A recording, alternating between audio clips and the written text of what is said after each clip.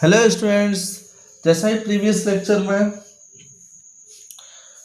अपना ये न्यूमेरिकल अधूरा रह गया था, उसको कंप्लीट करना है।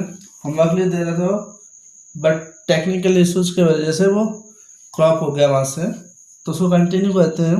मैंने सर्किट डायग्राम बनाया था आपको, और यहाँ पे बताया था कि यहाँ पे जो C1 है, C1 की वैल्यू है C1 equals to 3 picofarad, 3 picofarad, and C2 equals to 2 picofarad.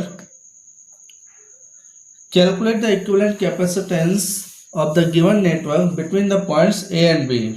A and B के बीच में इक्विवेलेंट कैपेसिटेंस निकालना, ठीक है। तो अब सर्किट को कैसे सॉल्व करेंगे? सिंपल सा, देखो इसमें क्लियर दिख रहा है कि ये जो पार्ट दिख रहा है ये पूरा क्या है, एक ही वायर है ना, जॉइंट कनेक्शन नहीं है, जंक्शन नहीं है। तो यहाँ पे पूरा एक ही पार्ट दिख रहा है ये पूरा, तो ये एक ही वायर से कनेक्ट है, तो ये तो हो गया किसमें, सीरीज में, ठीक है। इसका जो आंसर आएगा वो इसके साथ में किसमें हो जाएगा, पैरेलल में। फिर इसका पूरा कंबाइंड आंसर आ जाएगा, तो वो आंसर इसके साथ में किसमें हो जाएगा, सीरीज में, समझे। अब देखो करते हैं इसको सिंपल सा। अब देखिए मैं इसके लिए जो कॉम्बिनेशन ले लेता हूँ, इसके लिए कंसिडर कर लेता हूँ कि इसका जो आंसर आएगा वो C डैश आएगा, C डैश, ठीक है।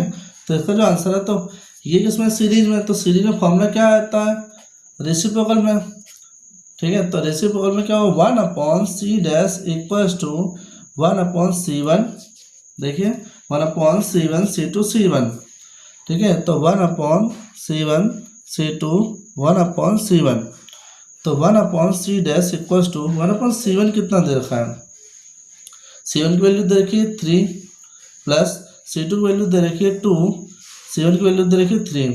तो 1/C डैश इक्वल्स टू, यहाँ पे एलसीएम कितना आएगा, यहाँ पे 6 आएगा। तो 3 2 जा 6 प्लस 2 3 जा 6 प्लस 3 2 जा 6, मतलब एलसीएम ले लोगे तो आपके पास क्या मिलेगा, 1/C डैश इक्वल्स टू 2 + 3 + 7/6। इसका मतलब ये है कि C डैश की वैल्यू आ जाएगी वो 6/7, ठीक है। 6/7 फॉर व्हाट, पिकोफैराड, राइट।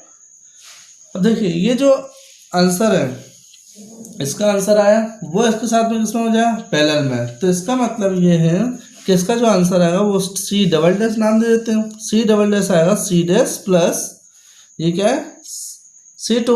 तो इसमें डायरेक्टली क्या हो जाता है, ये पैरेलल में क्या हो जाता है, ऐड हो जाता है। तो हम क्या कर देते हैं, उसको ऐड कर देते हैं। That means 6/7 plus C2, C2 is what, C2 क्या आपके पास में 2 है। तो हमारे पास C डबल डैश का इसका फॉर्मूला आएगा 7 2 जा 14, 14 + 6 = 20/7 पिकोफैराड। आई होप इतनी बात समझ में आ गई होगी, ठीक है। अब देखो C डबल डैश, अब यहाँ पे देखिए मेरे पास ये जो आंसर आया इसका, फिर इसका, फिर ये पूरा आंसर आ चुका है। हमारे पास इतने पार्ट का आंसर आ चुका है 20/7, ठीक है। तो 20/7, तो ये किसमें होगा, अब सीरीज में हो जाएगा, क्योंकि ये सॉल्व हो जाता तो एक बचा, फिर वो उसके साथ पैरेलल में हो गया, तो फिर एक आंसर आया, वो आंसर इसके साथ एक ही वजह से कनेक्ट है, तो ये कैसा हो जाएगा, सीरीज में। तो सीरीज में नेट कैपेसिटेंस निकालते हैं, तो अपन क्या कर देते हैं 1/C नेट सीरीज में। तो 1/ ये वाला क्या, ये क्या C1, तो हमने यहाँ पे क्या कर दिया, यहाँ पे C1 कर दिया, प्लस ये इनका जो आंसर है फाइनल, तो वो कितना आया 1/C डबल डैश, प्लस इसका जो ये जो है अपने पास वो कितना है C1, तो यहाँ पे क्या कर दिया C1। That means 1/C net equals to 1/C1। C1 की वैल्यू कितनी है, 3 है, ठीक है। आफ्टर दैट यहाँ पे C डबल डैश की वैल्यू है 20/7, तो पलट के क्या हो जाएगी 7/20, प्लस यहाँ पर C1 की वैल्यू कितनी है, C1 की वैल्यू 3 है, तो 1/3। अब इसको सॉल्व करेंगे तो मेरे पास क्या मिलेगा, 1/C net equals to, LCM जो लोगे तो आपके पास एलसीएम में क्या मिलेगा 60, ठीक है।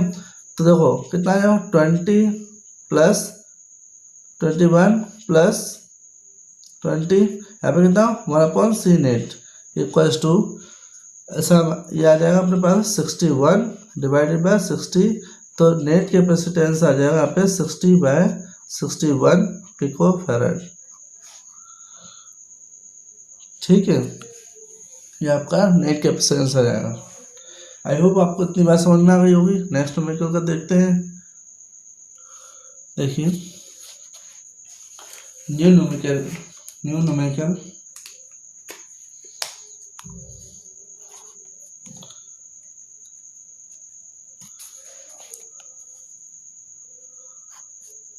मेरे पास ए है,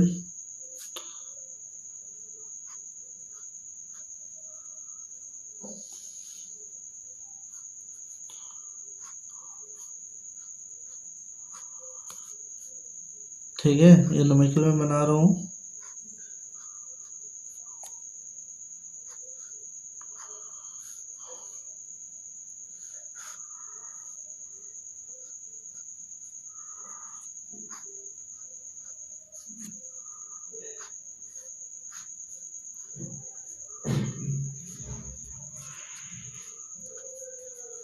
देखो यहाँ पर ये ए, इसमें क्या करना है, ए और सी के बीच में नेट कैपेसिटेंस फाइंड आउट करना है। ठीक है, डिफरेंट है, नया पैटर्न है, इसको ध्यान समझ लीजिए तो हमेशा के लिए काम आ जाएगा।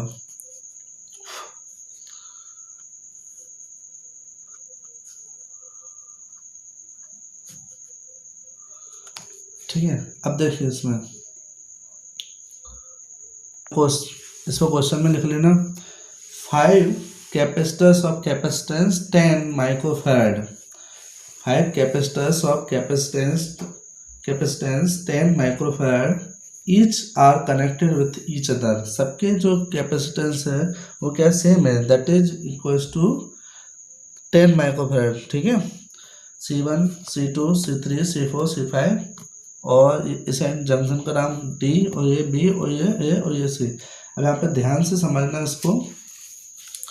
देखो मैं क्या करता हूँ, इस टाइप के जब भी सर्किट आएंगे तो आपको एक ही पैटर्न ध्यान रखना है, किस टाइप से कनेक्शन करना है। देखो ये जो B और D दिख रहा है ये मैंने यहाँ पर ले लिया।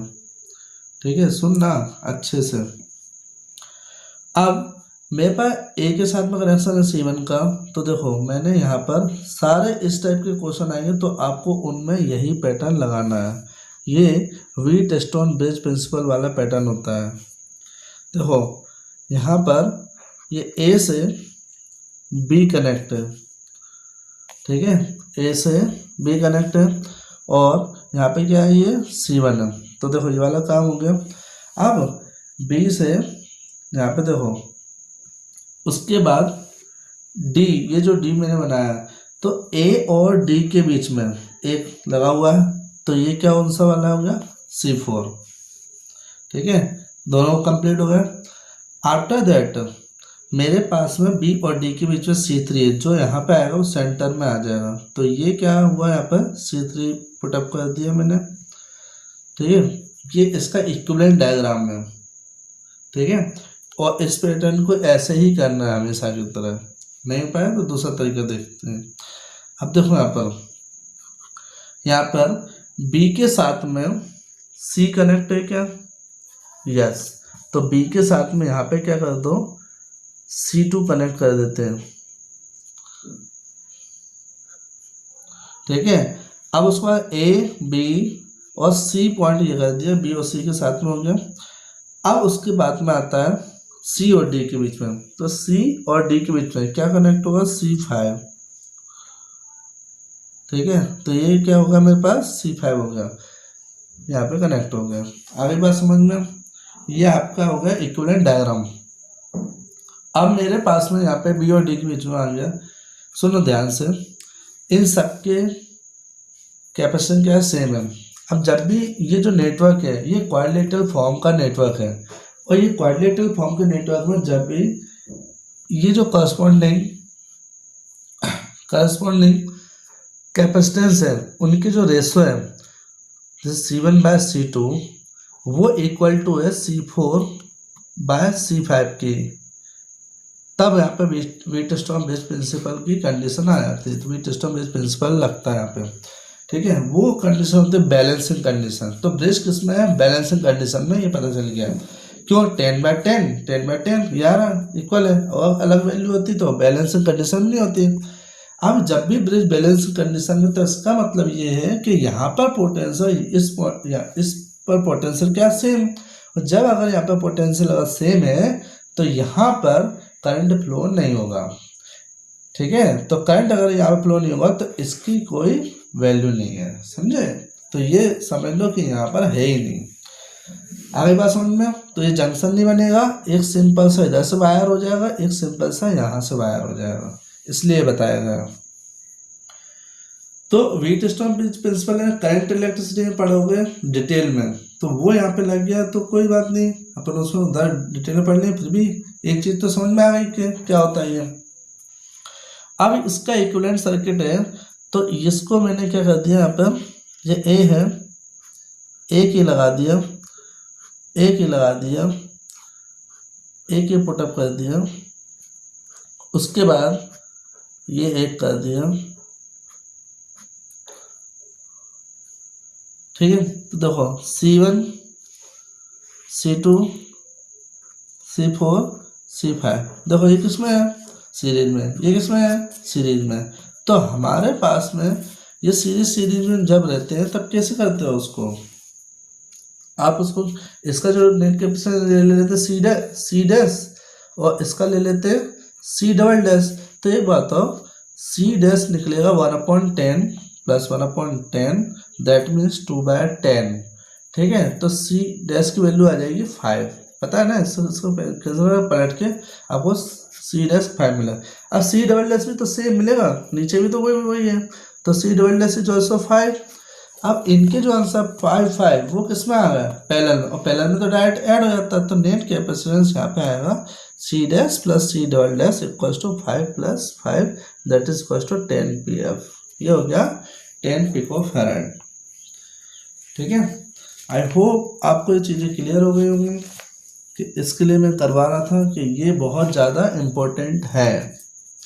ठीक है, thank you so much, bye bye, take care.